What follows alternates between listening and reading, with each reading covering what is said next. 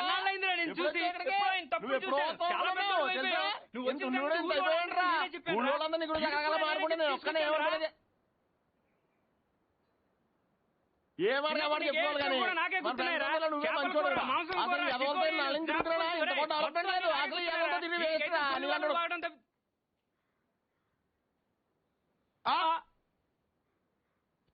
నువ్వు మాట్లాడారా? అయిపోతాక నేను బయట ఉంటాను. అక్కర్లేదు, నువ్వే మాట్లాడు, నేనే బయట ఉంటాను. ఈడు వచ్చాడు, నువ్వే కదరా ముందు నాతో చెప్పావు, నువ్వే మాట్లాడు. అక్కర్లేదు. గిరిగాడారా? నువ్వు వచ్చావు ఫస్ట్ నాతో చెప్పాడు. వద్దురా, నాకేం తొందర లేదు, ముందు రమణ గారితోనే మాట్లాడు, నేనే వెళ్తాను. గిరి ఆగు. నీకు తెలీదురా బాబు, ఇడు పెద్ద నస. ఈ నోట్లో నోరెడితే అవన్నీ బతకనివాడు. రావనా, నువ్వన్నా చెప్పు. రే చూసావా, మనమేం చెప్పకుండానే మన ఇద్దరు పేర్లు చెప్పేశాడు. నిజమేరా? అదిరా ఫ్రెండ్షిప్ అంటే. నువ్వు ఉన్నావు ఎందుకు వేస్ట్ ఫెలో. రే పార్థు, నువ్వేం మారలేదురా, కొద్దిగా గొడిగాడంతే. నువ్వు కానీ. అక్కర్లేదు, నువ్వే మాట్లాడు.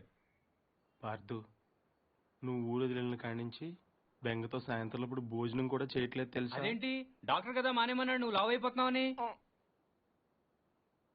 నీ ఫీలింగ్స్ అని చెప్పారా, నేను బయట ఉంటాను. ఓకే ఓకే, ఇంక మాట్లాడను, సరేనా? ఇంకేంటి పార్థు విశేషాలు? నువ్వే చెప్పాలి. ఏముంటాయి, మన వాళ్ళంతా తల చోట సెటిల్ అయిపోయారు.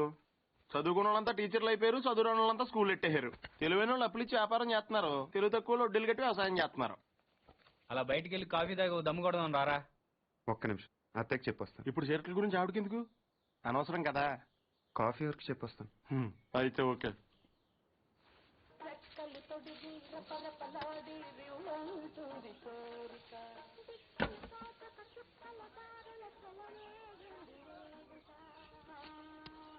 సాంబార్ తప్పుగా ఉంది.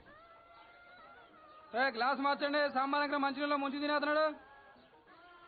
చాలా రోజులైందిరా ఇక్కడికి వచ్చి. అప్పున్నావా?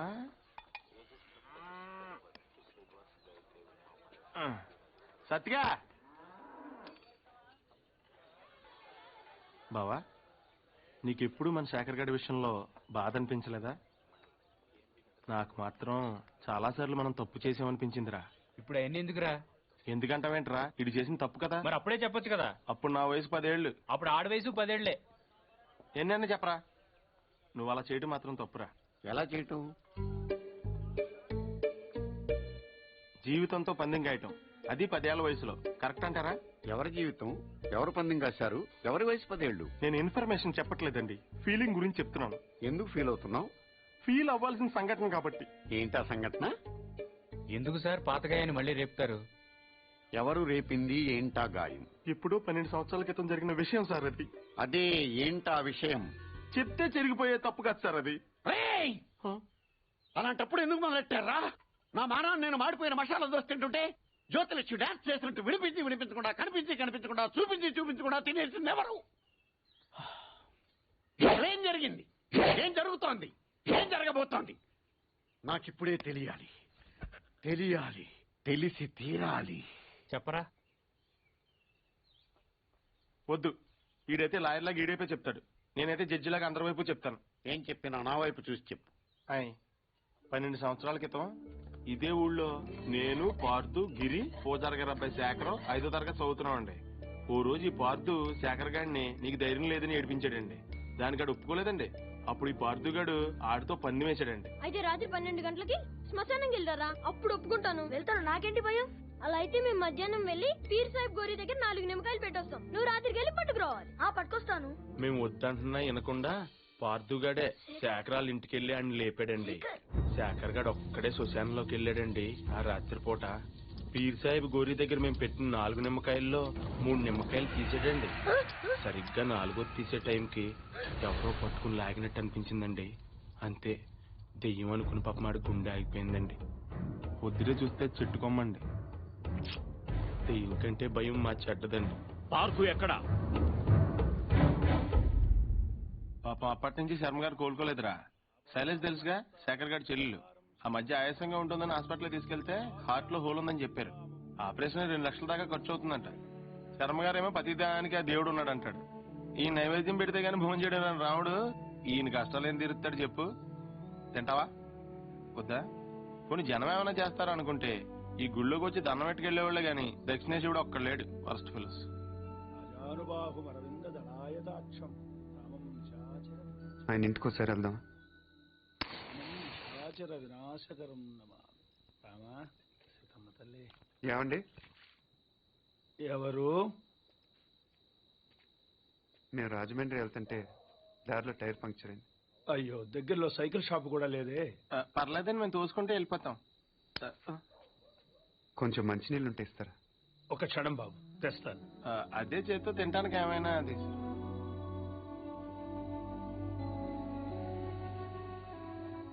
మనం హెల్ప్ చేయడానికి వచ్చాం, భోజనం చేయడానికి కాదు. హెల్ప్ చేయడానికి వచ్చినట్టు నువ్వే పార్దు అని చెప్పేచ్చు కదా. టైర్లు పంచర్లు అబద్ధాలు ఆడతావు ఎందుకు? నాకు నిజం చెప్పడం కన్నా సాయం చేయడం ముఖ్యం. సాయమా? ఇదేనా చిన్న చితక ఆపరేషన్ అనుకుంటున్నావా? అలా అమ్మాయి గుండె ఆపరేషన్. తెలుసు. తెలుసా? మీ ఇంట్లో చెట్లకి ఏమైనా డబ్బులు కాస్తున్నాయా? వేళ్ళ ఇంట్లో కాస్తే సరిపోదా?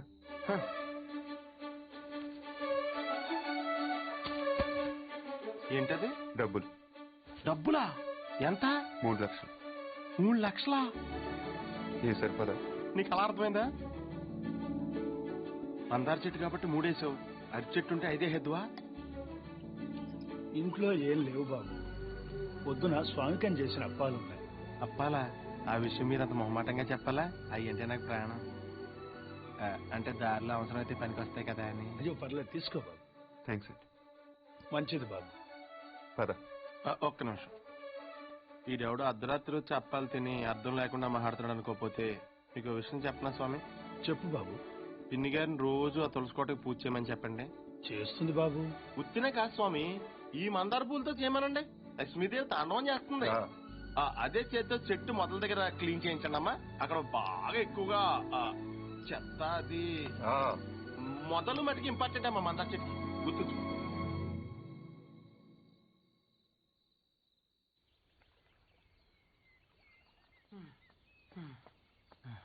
ఎక్కడున్నాడు? పార్దు, పార్దు.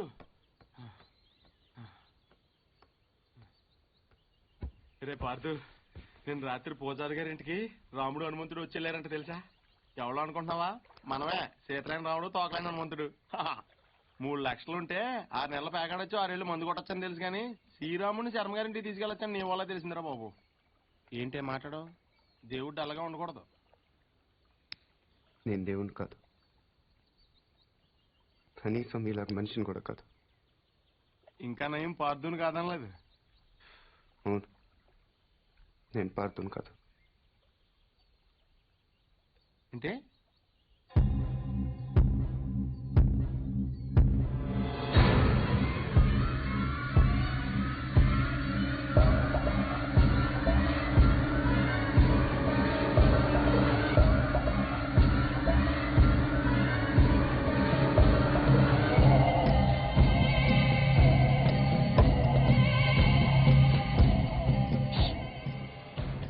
పార్దు కానప్పుడు శర్మ గారు వాళ్ళకి డబ్బులు ఎందుకు ఇచ్చావు?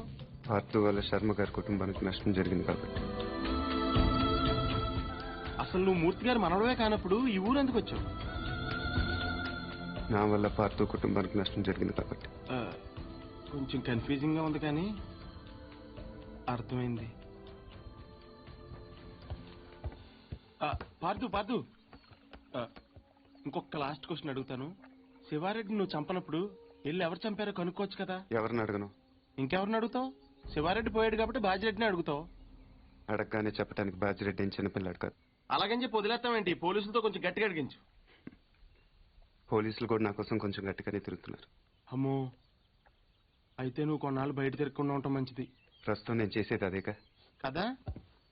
పార్దు, అడగగానే నీ సీక్రెట్లన్నీ నాకు చెప్పేసావు. ఒకవేళ నేను ఎవరికైనా చెప్పేస్తే? నువ్వు అడిగావు కాబట్టి చెప్పలేదు రావునా, నేను నమ్మాను కాబట్టి చెప్పాను.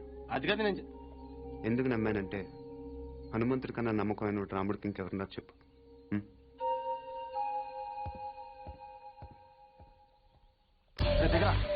ఏంటి పార్దు, ఏమన్నా గొడవ? నాయుడు మన పొలంలో ఫెన్సింగ్ వేసాడు.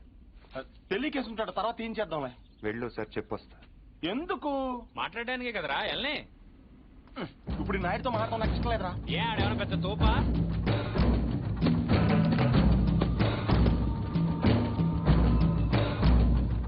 ముసలోడు మనోడు మననే దిగాడు. కుర్రోడు బాగా లేతగా ఉన్నాడు. నాయుడు గారు, మీరు చేసేది తప్పు. తెలిసయ్యా, కానీ మానలేకపోతున్నా. ఏం చేయమంటావు? పూర్వం పెట్టి కాల్చేవాడిని, ఇప్పుడు బాగా తగ్గించా. నేను మాట్లాడేది సిగరెట్ల గురించి కాదండి. కంపెనీ పొలం గురించి ఏంటి? చూడు బాబు, మీ తాత ఇప్పుడు ఎస్ఐ దగ్గరికి వెళ్ళాడు. నేను నిన్న సాయంత్రం వెళ్ళి 10,000 ఇచ్చి వచ్చాను. ఇప్పుడు ఆడు వస్తాడు, నాకు షేక్ హ్యాండ్ ఇస్తాడు. ఆటోమేటిక్ గా మీ తాతకి బీపీ వస్తుంది. నువ్వే మోసుకెళ్ళాలి కాబట్టి గట్టిగా రెడీగా ఉండు. వెళ్ళు. నాయుడు, నిప్పుతో నేషనల్ గేమ్ ఆడుతున్నావు నువ్వు, మస్త్ అయిపోతావు. ఎంఆర్ఓ గారు, మీరన్నా చెప్పండి, ఈ పొలం మాది. According to the given survey number these paddy fields belong to mister Naidu you know. అంటే ఈ విషయంలో మీరేం చేయలేరా? ఏమీ చేయలేరా? అంటే కుర్రాడి కొంచెం చాదస్సు ఎక్కువ. I see.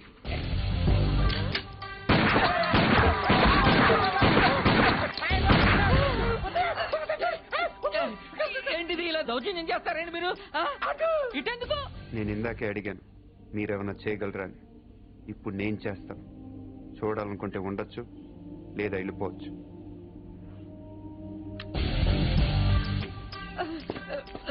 ఇవి ఎంత ఇంపార్టెంట్ పేపర్లో తెలుసా? ఏంటి ఎక్కడ లేచిపోతున్నావు? నాయుడు గారు సాయంత్రం కలుస్తాం, మీరుంటే.